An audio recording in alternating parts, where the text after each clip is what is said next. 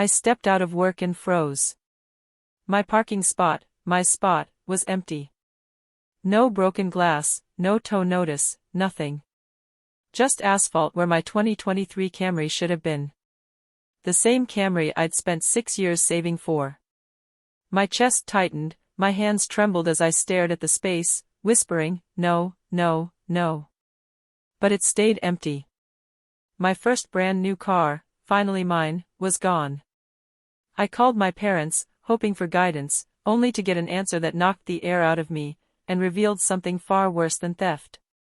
Growing up, I was always the strong one.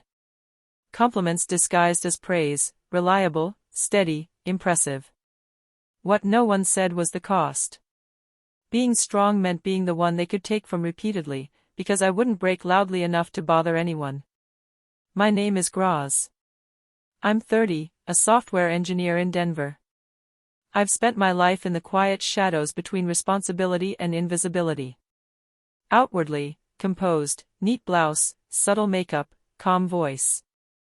Inside, I swallowed hurt, disappointment, and anger until they became stones in my stomach. My parents always insisted Elena needed more. She was fragile, sensitive, the one who felt everything deeply. I watched them hover over her, shielding her from every minor inconvenience, while expecting me to weather every storm silently. Even as teenagers, the contrast was obvious. I worked part-time, saving for months to buy a used laptop with a whirring fan. Meanwhile, my mom placed a brand new MacBook on Elena's bed. She needs it for a project, she said. I nodded, pretending not to notice my own world tilting. At 18, Elena borrowed my bike for an hour. 2 days later, it returned rusted, torn, soaked from the rain. Don't be dramatic. She didn't mean harm, my father said. I learned early, intention mattered more than impact, especially for Elena. Through college, I juggled jobs, late nights, instant coffee, and the pressure to be self-reliant. When my savings vanished, I later learned they were used to pay for one of Elena's missed classes. My mother smiled and said, "Family helps family." By the time I moved to Denver, I no longer expected fairness. Independence was safer than hope. I quietly built my life, paying bills, solving problems, asking for nothing. After 6 years, I finally had something that was truly mine, a silver 2023 Camry. Every payment was a small victory. My parents congratulated me, but I saw the look, that subtle flinch, as if my success was inconvenient. Elena had totaled 3 cars in 5 years, each replaced without question. But my car, was different. It held all my effort, sacrifice, pride. Seeing the empty spot didn't feel like theft, it felt like a recurring pattern I'd been running from my whole life. At first, I tried to rationalize it. Maybe I parked elsewhere. Maybe it was towed. Maybe I'd imagined it. But after a 4th lap around the lot, icy clarity hit me. My car wasn't lost, it was gone. My breathing shortened. I called the first people I thought could help, my parents. "Mom," I gasped, panic rising. "My car, it's gone. Did someone tow it?" "Oh, sweetie, relax," she said, cheerful. "We gave it to Elena. She needs it more." The words hit me like a fist. She spoke as if she were lending a sweater, not taking a $30,000 car I'd earned. "What?" I stammered.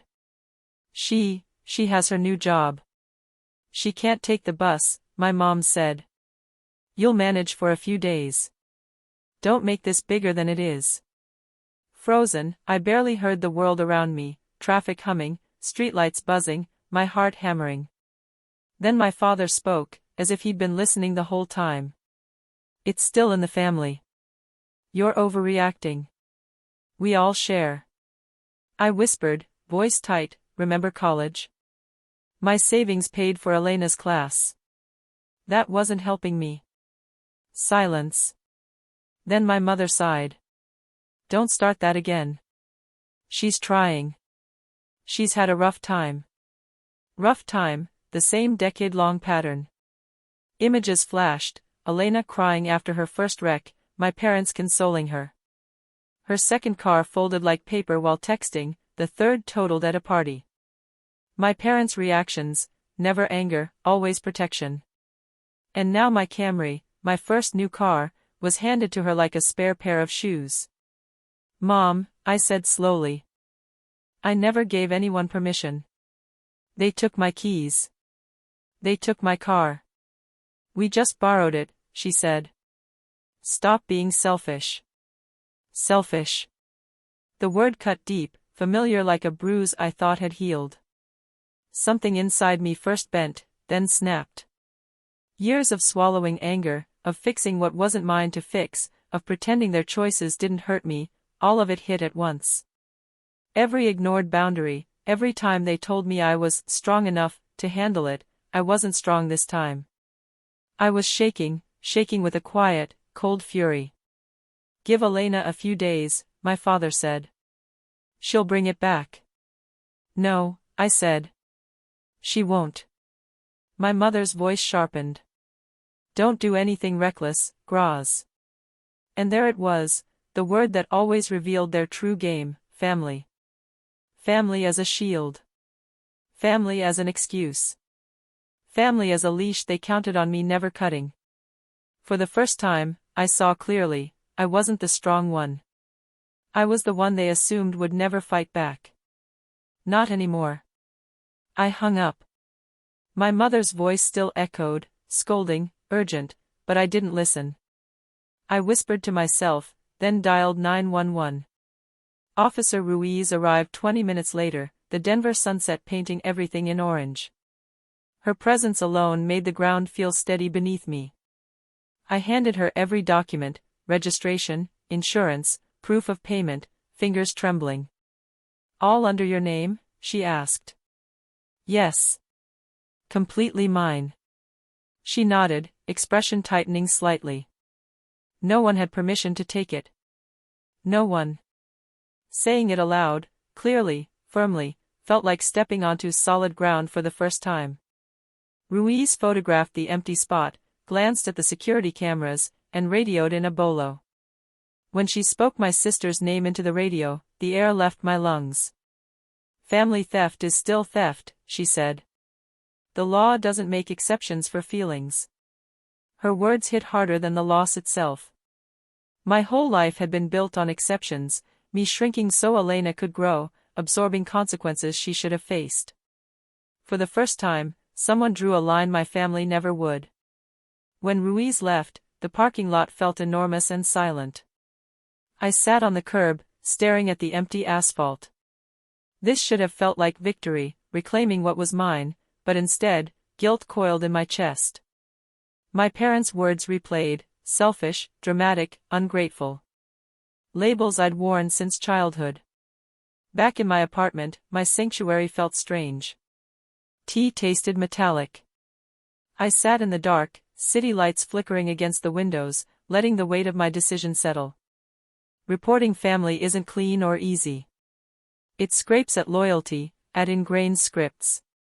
But when I pictured Elena behind my wheel, laughing, posting, never asking if I was okay, my stomach twisted. Not a single call from my parents or her. Silence said everything. Then my phone lit up, unknown numbers, relatives, all the same message. "Drop it. Don't ruin family. Be understanding." Not one asked if I had a way home. For the first time, I didn't answer. Not strength, exhaustion. And in that exhaustion, something new emerged: resolve.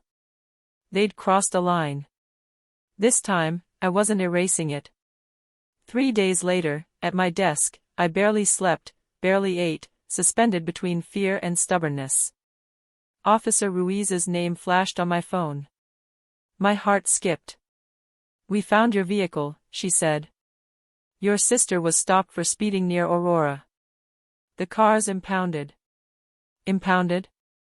Relief, anger, dread, tangled together. "And Elena?" I asked quietly. "She's fine. She's being questioned now." Fine. Of course, she was fine. My hands trembled as I thanked her. Guilt surged again, thick, suffocating. Elena in a police station. My parents panicking. Relatives ready to brand me the villain. But beneath it all, something colder pulsed, justice I hadn't felt in years. That evening, I drove a rental to the impound lot. Behind a chain-link fence and under harsh floodlights, I walked rows of vehicles, heart hammering. Then I saw it, my Camry. Not the car I'd left behind. Fast food wrappers, smeared makeup, spilled energy drink, mud on the mats, almost empty gas tank. My emergency blanket crumpled like trash. Someone had dragged a cherished memory through dirt. She only had it for 8 hours, I whispered. People treat what they don't earn differently, Officer Ruiz said, quietly, brutally honest. Her eyes took in the mess and exhaled slowly. I braced my hands on the door, breathing deeply. Anger that had simmered for years now sharpened into clarity. Everything finally clicked, the bike in the mud at 18, my savings taken for her class, the laptop handed over. Treated her like royalty. They had raised Elena to believe consequences were optional. But not this time. After the paperwork was finished, Officer Ruiz handed me my keys, pausing before she turned away. Whatever happens next, she said softly, remember, accountability isn't cruelty. Her words followed me all the way home. A week later, I sat in a stiff wooden chair outside courtroom 4B. The air smelled of disinfectant, old paper, and nerves. My parents whispered sharply in Spanish across the hall. Elena sat between them, staring at the floor, leg bouncing, avoiding my gaze. When the clerk called the case, we filed inside. The judge, a woman with sharp eyes and a voice that carried authority, scanned the paperwork before looking at Elena. Miss Reyes, she said, I understand you wish to enter a plea today. Elena nodded, barely audible. Yes, Your Honor. Please read your statement aloud. I didn't blink. I wanted to hear every word. Elena unfolded the paper, hands shaking. I, Elena Reyes, admit that I took my sister's car without permission. I knew it wasn't mine. I took it anyway, assuming she would forgive me.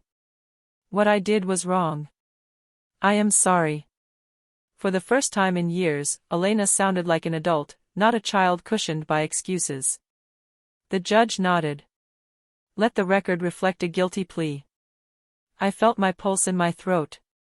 Given the circumstances, the judge continued, the defendant is sentenced to 6 months probation, a 1-year license suspension, and restitution for impound fees. The gavel struck. My parents gasped. My mother covered her mouth. My father stiffened. But the most striking part wasn't their shock.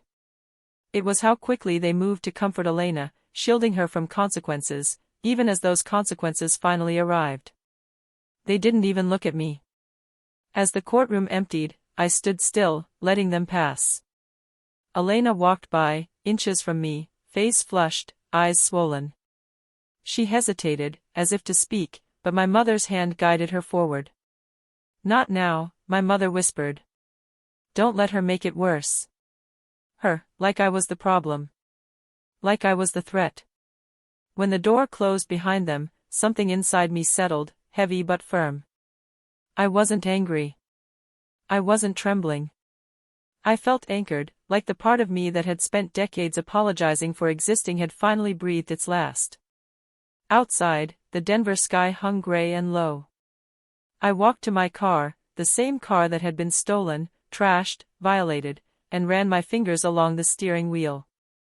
Mine. It hadn't felt like mine for years, not the car, not my life, my voice, my boundaries. But sitting there, after everything, something shifted. My parents had walked away from me, but I had walked back to myself. I drove home slowly, letting the silence wrap around me. Every mile felt like distance from the woman I had been to the woman I was becoming. At my apartment, the air felt lighter. I placed the courtroom papers on the counter, made tea, and sat by the window. I wasn't celebrating. I wasn't grieving. I was reclaiming. And somewhere deep in me, a quiet voice whispered a truth I had never allowed myself: this wasn't the destruction of a family, it was the start of my freedom. In the weeks that followed, the chaos faded. Calls from relatives stopped. Guilt softened. For the first time, my life didn't feel like a battlefield I had to hold together alone. I moved to a new apartment on the west side of Denver, near the foothills, where the air felt lighter. I changed my number, keeping only the contacts who treated me with respect. My days settled into a rhythm: quiet mornings, long walks, evenings where the silence didn't demand anything of me. Every Thursday, I attended a small support group at a community center: Boundaries and Healing. People carried scars much like mine. The first time I spoke, my voice shook. They listened. They understood. And little by little, something inside me loosened. I had my car back. More importantly, I had myself back. One afternoon, sitting in the driver's seat overlooking the mountains, I realized justice hadn't destroyed my family. It had restored me. A year later, a plain, unmarked envelope arrived, handwriting I recognized instantly: Elena. Inside, a short note. No begging. No blaming. Just acknowledgement: she was in therapy, learning responsibility, learning to live without taking from others. She ended with, "I know I hurt you. I'm trying to be better." I folded the letter, slipped it into a drawer, and felt no rush to reply. Some stories don't need a reunion for closure. Sometimes acknowledgement is enough. That evening, locking my car as the sun cast orange stripes across the steering wheel, a quiet truth settled in me: what's mine stays mine, not from fear, but from finally learning to protect the person behind the boundaries.